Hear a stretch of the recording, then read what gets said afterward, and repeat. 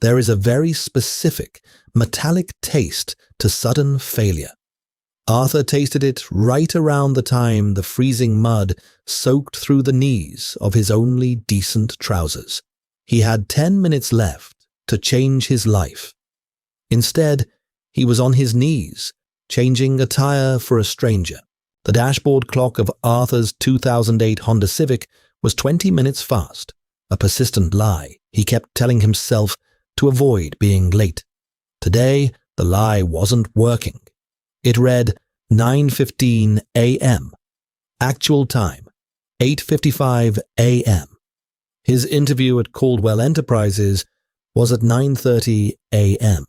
The car smelled of stale Cheerios, Armor All, and the sharp, unnatural citrus of cheap cologne. Arthur gripped the steering wheel so tight his knuckles matched the faded white plastic of the dashboard. He was sweating. It wasn't the heat. The heater had died 3 winters ago. It was the cold, creeping sweat of a man clinging to the edge of a financial cliff by his fingernails. His son, Toby, needed the second phase of his dental surgery. The eviction notice on their fridge was buried under a crude crayon drawing of a dinosaur, but Arthur could see the neon pink paper bleeding through the edges of the brontosaurus every time he closed his eyes. Route 114 was slick with a miserable, indecisive autumn drizzle. The wiper blades squeaked a rhythmic, mocking scree-thump, scree-thump. Arthur swallowed hard, pulling at the collar of his suit. He had bought it at a Goodwill in Strip Mall 2 towns over. It was a dark, navy polyester blend that chafed the back of his neck and smelled faintly of mothballs, despite the heavy dose of citrus spray. Through the smudged windshield, the brake lights of the traffic ahead bled red into the grey morning. And then he saw it. Pulled over on the gravel shoulder, slanted aggressively into the muddy ditch, was a black Porsche Panamera. Its hazard lights pulsed with an arrogant rhythm. The front right tire was completely blown, shredded rubber hanging off the rim like dead skin. Standing beside it was a woman. She wasn't weeping. She wasn't waving her arms. She was standing perfectly rigid under a sleek black umbrella, staring at the ruined tire with the kind of cold, quiet fury usually reserved for a betrayal. She wore a tailored charcoal overcoat, the wool immaculate despite the mist. Arthur's foot hovered over the brake pedal. Keep driving, the rational part of his brain screamed. You have a 20-minute drive and exactly 35 minutes to do it. Keep driving. He didn't want to stop. He really didn't. He felt a spike of cynical resentment toward her. Whoever drove a $100,000 car could afford a tow truck. They could afford a private helicopter to airlift them out of the inconvenience. But as he rolled past at 40 miles an hour, their eyes briefly met through his passenger window. Her expression wasn't a plea. It was absolute, isolated exhaustion. A shadow of a stress he recognized intimately in the mirror every morning. Arthur's foot pressed the brake. The Civic fishtailed slightly on the wet asphalt before grinding to a halt on the gravel, 50 feet ahead of the Porsche. He killed the engine. The silence in the cabin was suffocating, save for the ticking of the cooling manifold and the relentless tapping of rain on the roof.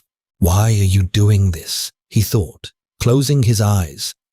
Are you trying to sabotage yourself? Are you just looking for an excuse not to walk into that boardroom and be told you aren't good enough? He didn't have an answer. He just pushed the heavy door open and stepped out into the freezing damp. The wind bit through the thin polyester of his jacket immediately. Arthur pulled his collar up, gravel crunching under his scuffed loafers as he walked back toward the Porsche. As he approached, the woman didn't immediately turn. She was speaking into a silver phone, her voice clipped, devoid of warmth. "I don't care if the nearest flatbed is in the next county, David. Tell them to reroute. I have a board meeting at 10. No, push it to 11. Just get me out of this ditch." She hung up, finally acknowledging Arthur's approach with a hard, appraising stare. Up close, she looked older than he first thought, maybe mid-40s, with sharp cheekbones and dark hair pulled back into a severe, unforgiving knot. There were dark circles under her eyes, barely concealed by expensive makeup. "If you're looking for a tip, I don't carry cash," she said. Her voice was gravelly, worn out.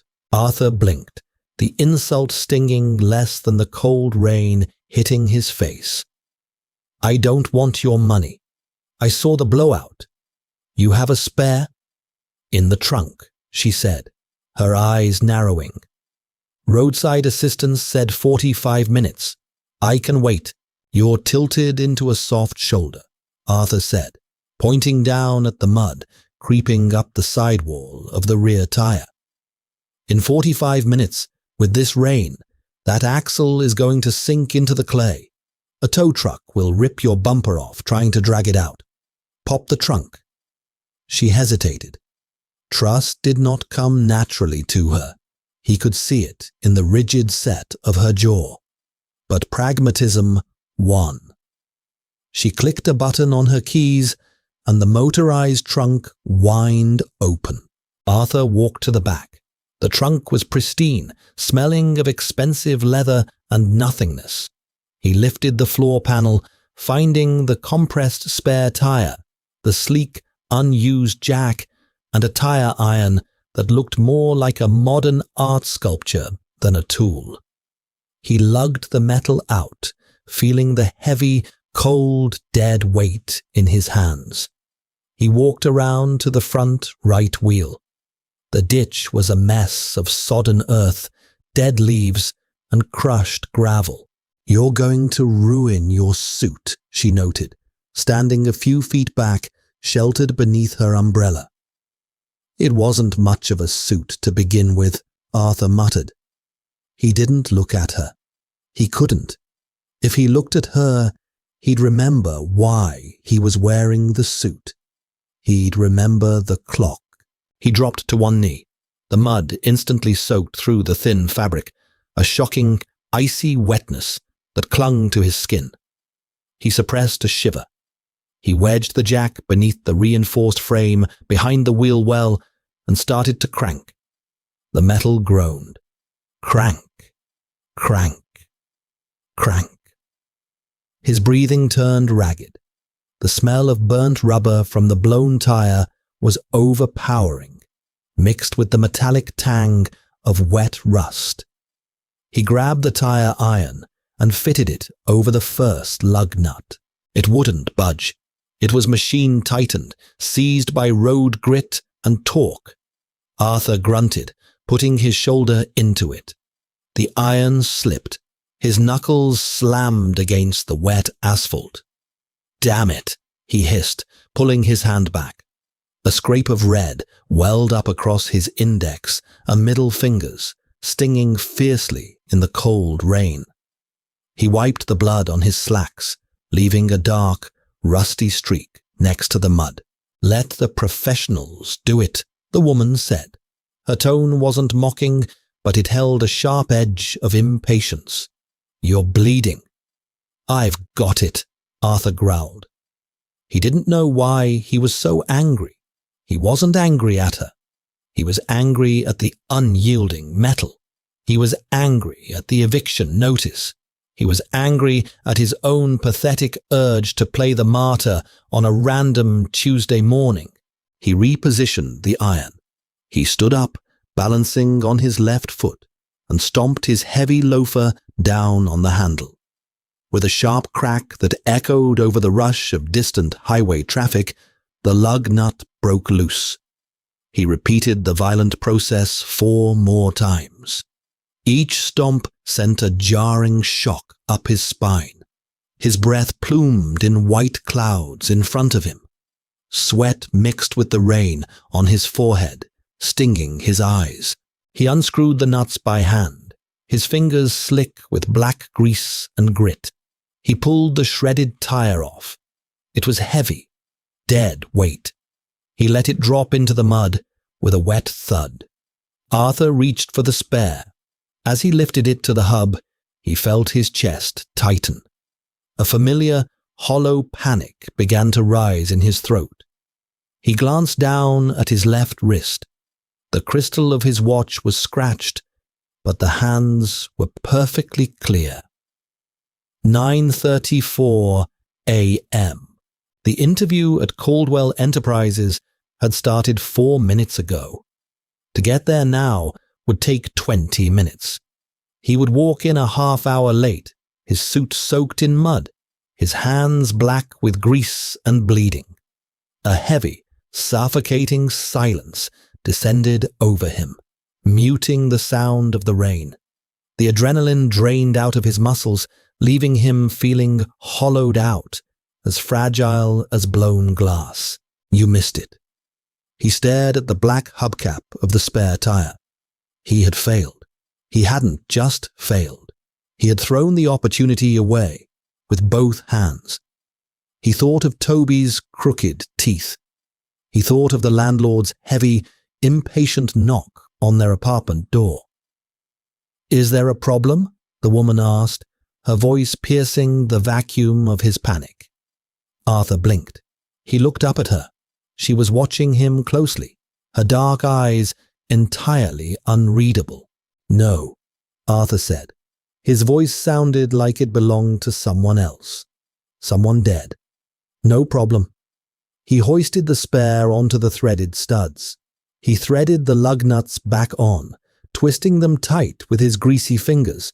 He grabbed the iron and torqued them down, his movements robotic, mechanical. He didn't bother standing up to stomp on the wrench. He just pulled with all the dead weight of his upper body until the metal screamed in protest.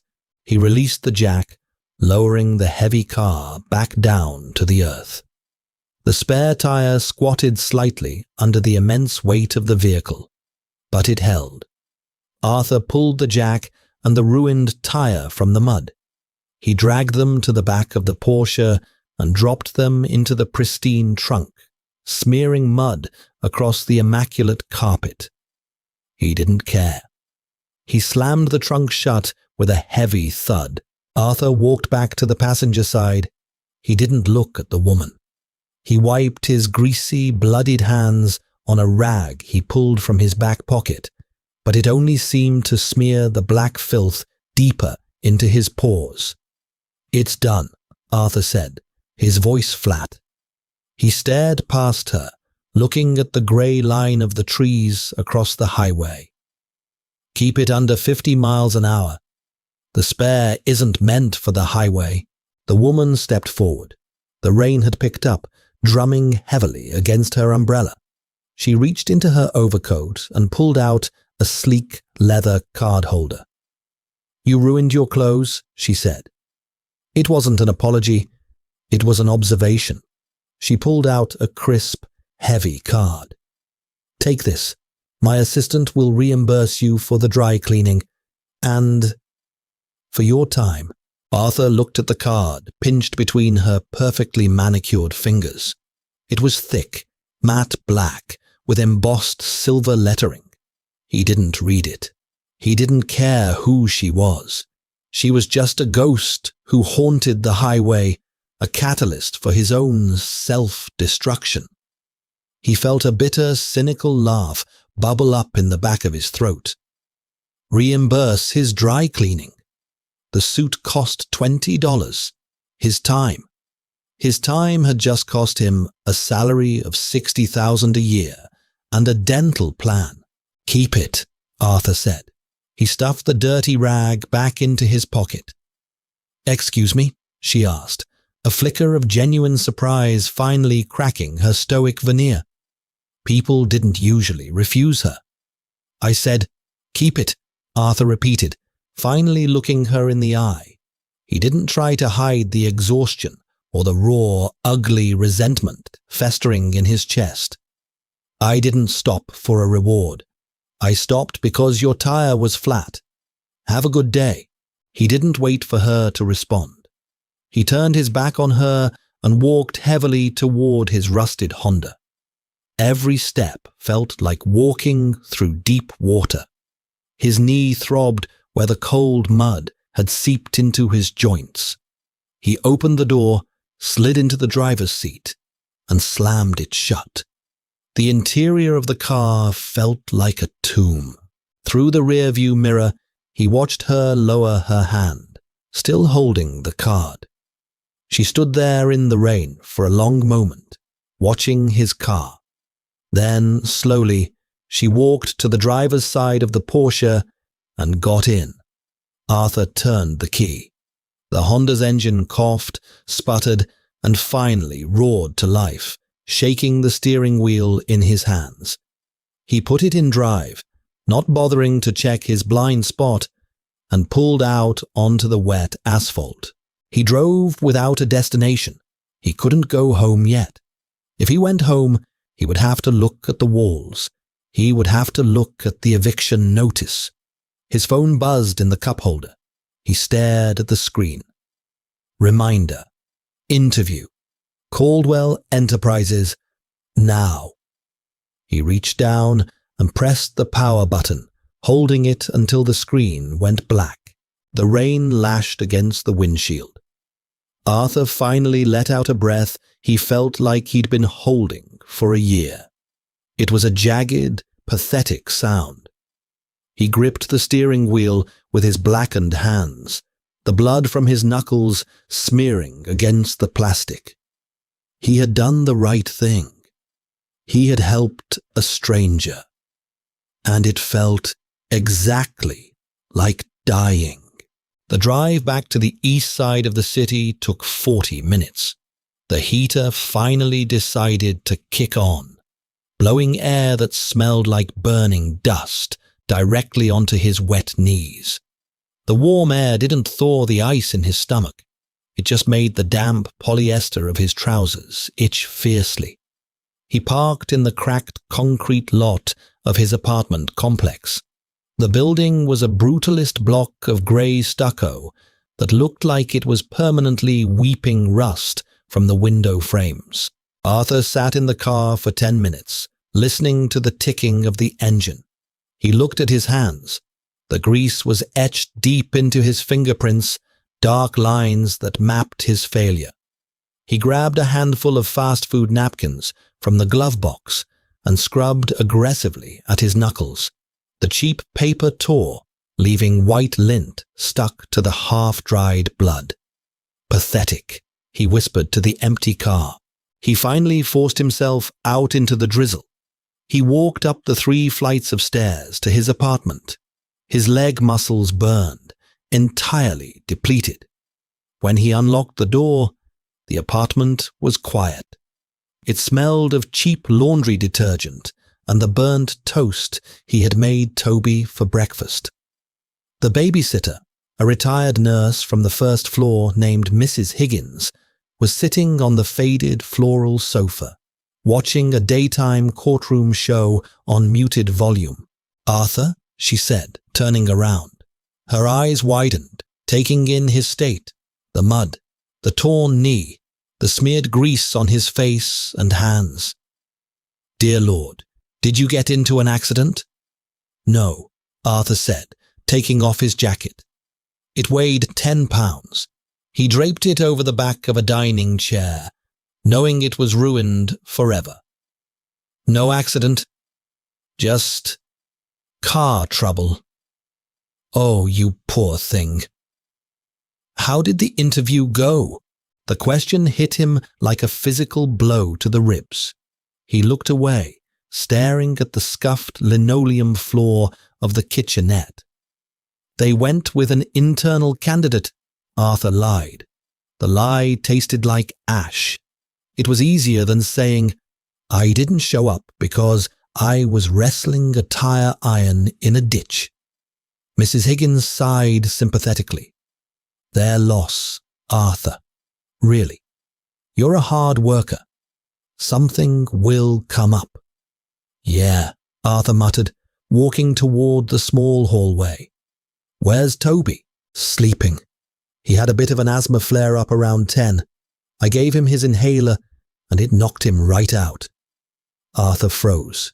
10 o'clock, right around the time he was ripping his hands apart on the roadside. The world felt like it was playing a cruel, intricately timed joke on him. "Thanks, Mrs. Higgins. I'll take it from here." He paid her from a small jar of cash he kept above the microwave, money he had been saving for groceries. As she shuffled out, the apartment plunged back into an oppressive silence. Arthur walked into Toby's room. It was small, barely larger than a closet, plastered with faded posters of spaceships. Toby was curled up under a heavy quilt, his breathing slightly raspy but steady. Arthur stood in the doorway for a long time. He felt the overwhelming urge to wake the boy up, to apologize, to confess that his father was a complete failure who couldn't even make it to a meeting to save their home. Instead, he walked to the tiny bathroom. He turned on the hot water and grabbed a bar of cheap soap. He scrubbed his hands until the skin was raw and red, watching the black grease and pale blood spiral down the drain. He stared at his reflection in the water-spotted mirror. He looked older than 32. He looked hollowed out. His phone, sitting on the edge of the sink, suddenly chimed. It was an email notification. Arthur stared at the screen. He knew what it was. The automated rejection letter. "Dear applicant, we regret to inform you." He dried his hands on a rough towel, picked up the phone, and unlocked the screen. The email wasn't from an automated system. It was from a sender named David Vance. Wait, no. Arthur didn't know a Vance. The sender was David Aris. The subject line read, "Missed interview, Caldwell Enterprises." Arthur's thumb hovered over the screen. He almost deleted it without reading. He didn't need the humiliation documented, but a morbid curiosity forced him to tap it open. "Mr. Pendleton, we noted your absence at your scheduled 9:30 a.m. interview this morning for the position of logistics manager. Typically, a no-call, no-show results in an immediate withdrawal of the application." Arthur swallowed hard. He knew that. He didn't need it spelled out. However, the email continued. "Our CEO, Ms. Gallagher, has requested that your interview be rescheduled. She mentioned she encountered you this morning. She has asked that you present yourself at our downtown office tomorrow at 10 a.m. sharp. Please confirm your receipt of this message. Regards, David Aris, Executive Assistant to Beatrice Gallagher." Arthur stopped breathing. The bathroom walls seemed to tilt inward. He read the email again, and then a third time. "Our CEO, Ms. Gallagher, encountered you this morning." He looked down at his ruined hands. He thought of the woman in the charcoal overcoat, the woman who didn't say thank you, the woman who offered to pay for his dry cleaning. Caldwell Enterprises wasn't just a logistics firm. It was a massive conglomerate. And Beatrice Gallagher wasn't just a CEO. She was a billionaire. She was the architect of the entire corporate structure, and he had told her to keep her money. He had glared at her with unapologetic contempt. Arthur let out a sound that was half sob, half laugh. It echoed sharply against the bathroom tiles. He gripped the edges of the porcelain sink, his head dropping. He hadn't missed his interview. He had been conducting it in a muddy ditch on Route 114, and somehow, bizarrely, he hadn't failed it. He looked back up at the mirror. For the first time in months, the man staring back didn't look completely dead. He looked terrified, but he was alive. Arthur's alarm went off at 6 a.m. He was already awake. He had spent the night staring at the ceiling, listening to the rhythmic drip of the bathroom faucet, turning the email over and over in his mind like a bizarre, jagged stone. His body ached. The muscles in his shoulders and lower back throbbed with a dull, persistent burn from wrestling the rusted lug nuts. His knuckles were bruised purple, the abrasions scabbed over and stiff. He didn't have another suit. The polyester navy disaster from yesterday was currently sitting in a trash bag by the door, completely unsalvageable. He opened his closet. The hinges squealed. Inside hung a pair of dark grey slacks he usually reserved for funerals, and a plain, light blue button-down shirt. It was clean, but the collar was slightly frayed. He paired it with a dark, unremarkable tie. He looked like a substitute teacher, not a corporate executive. It would have to do. The drive downtown was a blur of grey morning traffic. The rain had stopped, leaving the city looking washed out and raw under a heavy, overcast sky. Caldwell Enterprises was housed in a towering spire of steel and reflective glass that dominated the skyline.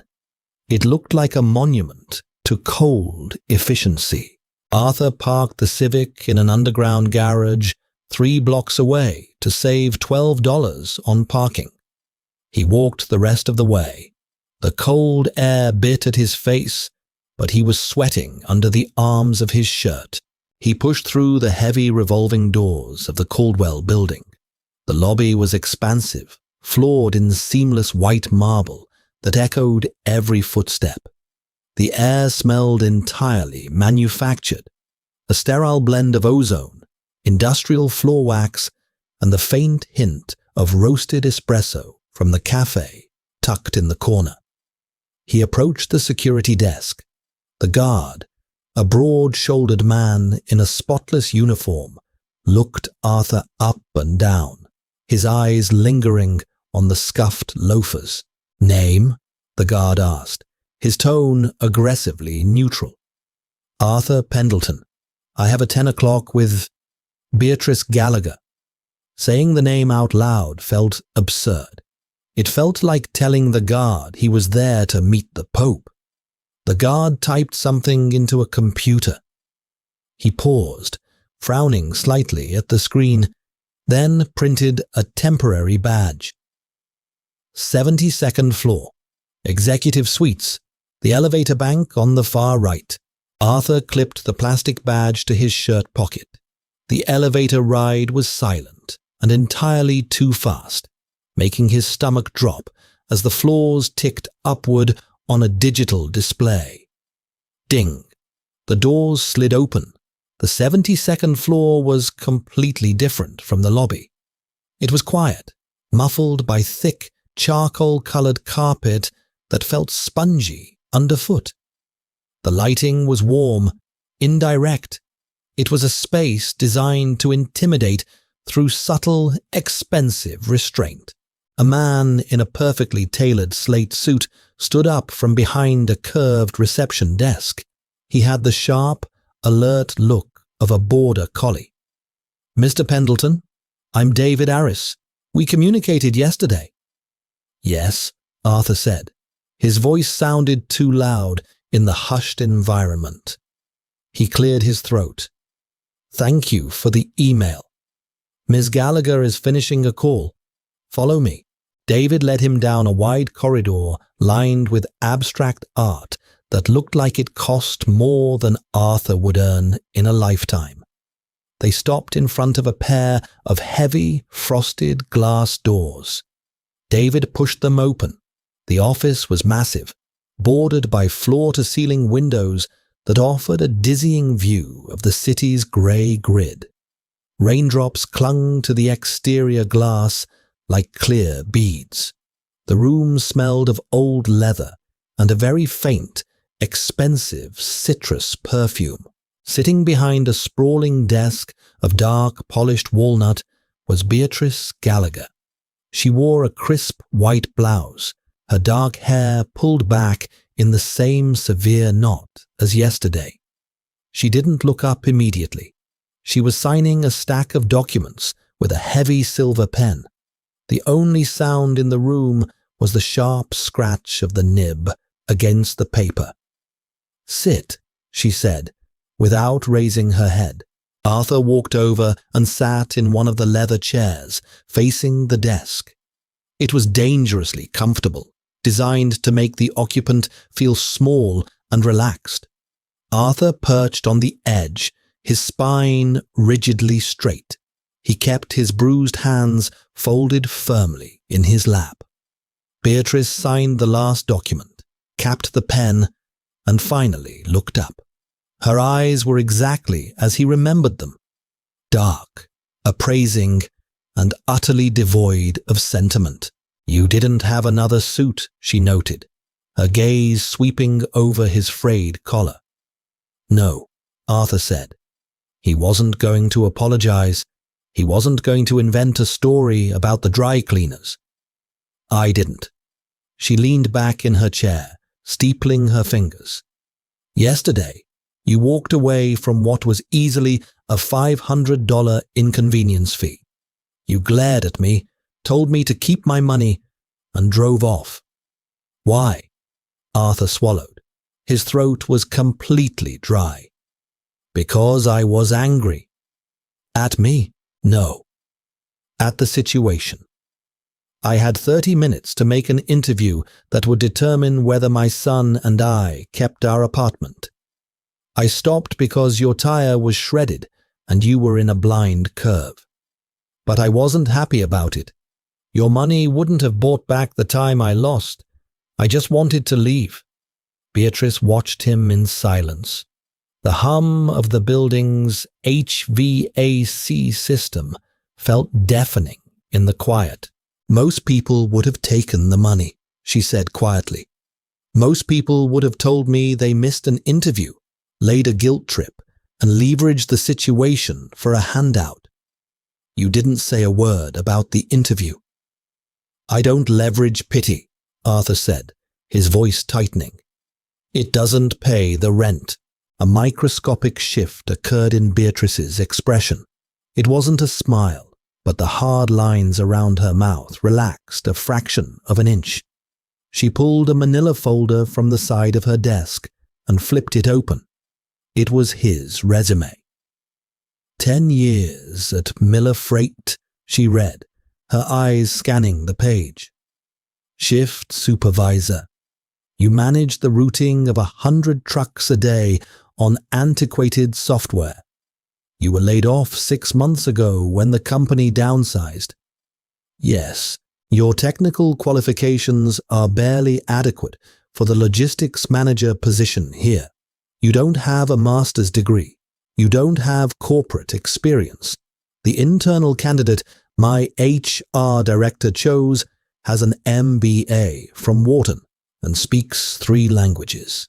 Arthur felt a cold, familiar sinking sensation in his chest. Then why am I here, he thought. Why drag me in just to dissect my failures? But, Beatrice continued, closing the folder with a sharp smack on the wood. The Wharton graduate froze last month during a supply chain bottleneck. We lost $2 million in perishable goods because he was waiting for a committee to approve a rerouting protocol. She leaned forward, resting her forearms on the desk. Caldwell Enterprises is expanding aggressively into a hostile market. Things are going to break. Systems are going to fail. I don't need a manager who knows how to format a perfect PowerPoint presentation about why something failed. I need someone who gets into the mud, rips the broken pieces off, and forces the machine back to work with their bare hands. She looked pointedly at Arthur's bruised, scabbed knuckles resting in his lap.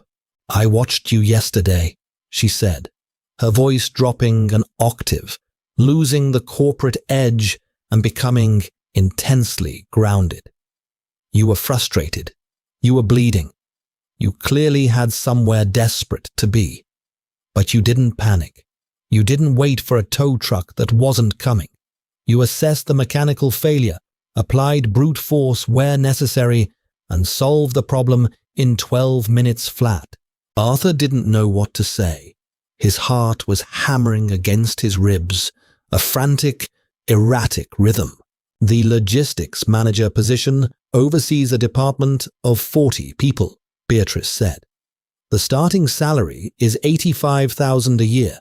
Comprehensive health, dental, and vision coverages begin on day one. You report directly to the VP of Operations. It is a grueling job.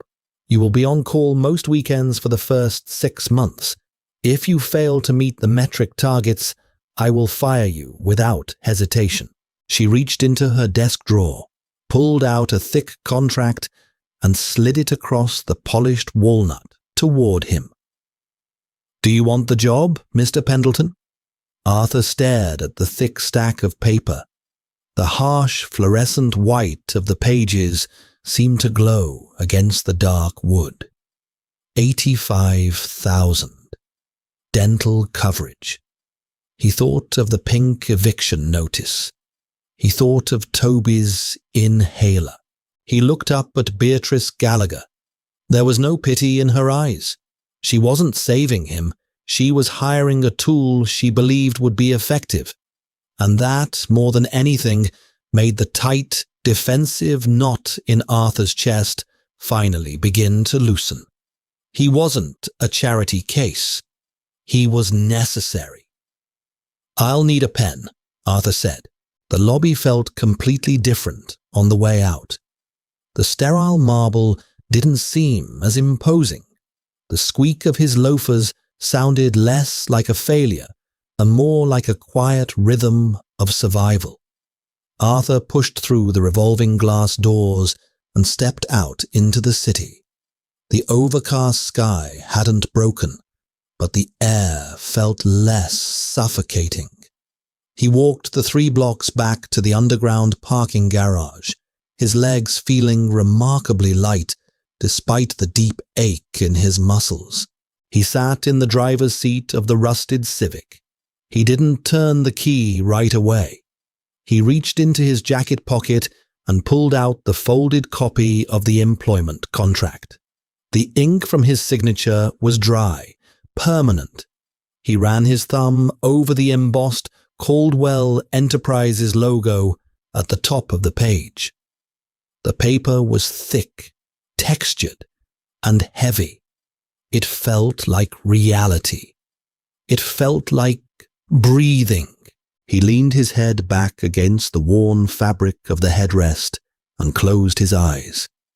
The adrenaline that had carried him through the morning finally evaporated, leaving behind a bone-deep exhaustion.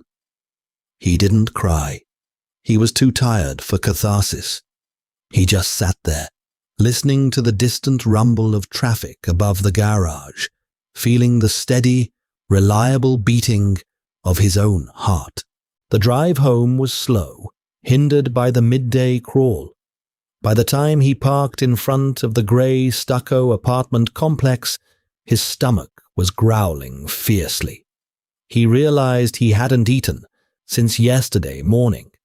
He climbed the 3 flights of stairs. They didn't feel like a mountain today. When he unlocked the door, the smell of burnt toast was gone, replaced by the sharp chemical scent of the floor cleaner Mrs. Higgins used. Toby was sitting on the floor in the living room, building a chaotic structure out of mismatched plastic blocks. He was wearing his favorite oversized sweater, the sleeves pushed up over his elbows. Toby looked up, his bright eyes wide. "Dad, you're back." "Hey, buddy," Arthur said, his voice cracking slightly. He dropped his keys in the ceramic bowl by the door. The loud clatter grounded him in the space. He walked over and sat down heavily on the faded floral sofa. The springs groaned in protest. Toby abandoned his blocks and scrambled up next to him, leaning his head against Arthur's arm. Toby's breathing was clear, the raspy wheeze from yesterday entirely gone. "Did you get the job?" Toby asked. He was 7, but he understood the precariousness of their life entirely too well. He knew what the pink paper on the fridge meant, even if he pretended not to. Arthur looked at his son. He smelled the faint scent of the generic tear-free shampoo they bought at the dollar store. He felt the warmth of the boy sitting against him. "Yeah, Tobe," Arthur said softly, wrapping an arm around his son's shoulders. "I got the job." Toby grinned, a wide, gap-toothed smile that made Arthur's chest ache with a fierce, protective love. "Does that mean we can get pizza tonight? The one with the stuffed crust?" Arthur let out a sudden, genuine laugh.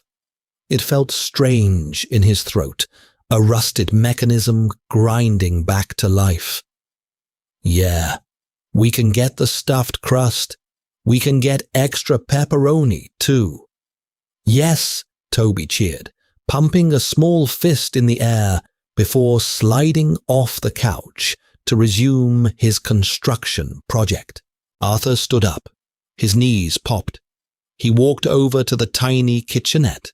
The hum of the old refrigerator was loud, a constant background noise to their lives. He stood in front of the fridge. The neon pink eviction notice was still there, held up by a plastic magnet shaped like a slice of pie. The harsh color of the paper seemed to vibrate against the chipped white enamel of the door. Arthur reached out. His knuckles were still dark with the embedded grease of the highway, the scabs tight over his skin. He pinched the corner of the pink paper. He pulled it free from the magnet. He didn't tear it up dramatically. He didn't set it on fire. He just folded it neatly in half, then in quarters, pressing the creases down hard. He walked over to the plastic trash can under the sink, stepped on the pedal, and dropped the folded paper into the dark interior. He let the lid fall shut with a quiet thud. He leaned against the counter, resting his hands flat on the cheap laminate surface. He looked out the small, smeared window over the sink. The clouds outside were finally beginning to fracture, revealing a thin, pale strip of blue sky. It wasn't a fairy tale. Tomorrow, he would wake up at 6 again. He would put on the same gray slacks. He would drive the rusted Civic into the city and walk into a brutal, high-pressure job where a billionaire expected him to perform miracles on a daily basis. He would have to fight for every inch of stability. But as he listened to the click-clack of Toby's plastic blocks in the next room, Arthur felt a profound, undeniable shift in the gravity of his world. He wasn't falling anymore. He had finally hit the ground. And from the ground, you could stand up. Did Arthur's choice to stop in the mud resonate with you? Sometimes, our biggest failures are simply the violent, messy beginning of exactly where we are supposed to be.